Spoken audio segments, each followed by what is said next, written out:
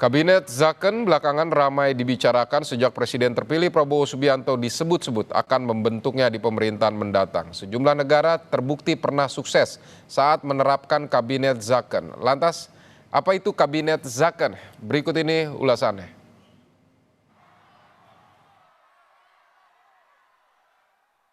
Presiden terpilih Prabowo Subianto yang akan memimpin pemerintahan periode 2024 hingga 2029 disebut akan memimpin kabinet dengan format Kabinet Zaken.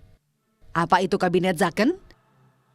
Kabinet Zaken merujuk pada pemerintahan yang dibentuk oleh para teknokrat atau profesional independen yang bukan bagian dari partai politik. Tujuannya adalah untuk menyelesaikan masalah spesifik dengan efisiensi tinggi tanpa adanya intervensi politik yang berlebihan. Kabinet Zaken terdiri dari para menteri profesional non-partai politik atau teknokrat yang dipilih berdasarkan keahlian dan kapasitas di bidang tertentu dan bukan karena afiliasi politik. Para menteri dipilih berdasarkan keahlian mereka di bidang-bidang tertentu.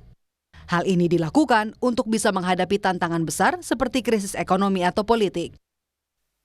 Menurut situs ResearchGate, istilah Zaken berasal dari bahasa Belanda yang berarti urusan.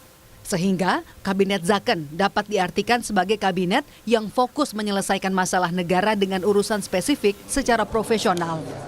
Konsep ini umumnya diterapkan untuk menangani situasi khusus yang membutuhkan keahlian teknis lebih daripada agenda politik seperti krisis ekonomi, keamanan, atau keadaan darurat lainnya.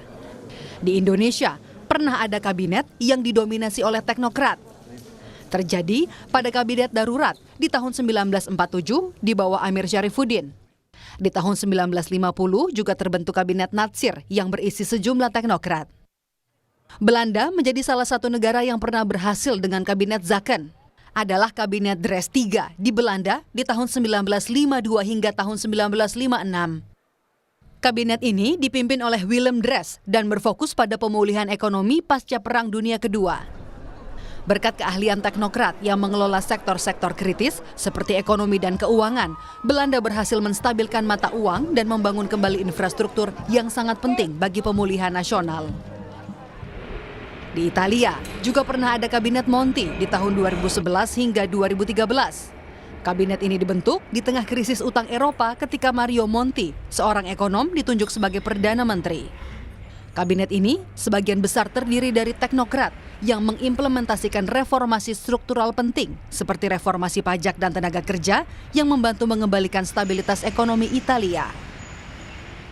Negara Asia yang pernah menerapkan Kabinet Zaken adalah Singapura. Adalah Lee Kuan Yew yang dikenal membentuk kabinet dengan diisi para ahli dan teknokrat. Lee Kuan Yew memilih menteri-menteri yang memiliki keahlian khusus dalam bidangnya untuk memastikan transformasi ekonomi Singapura berjalan dengan efektif. Tim Liputan, Kompas TV.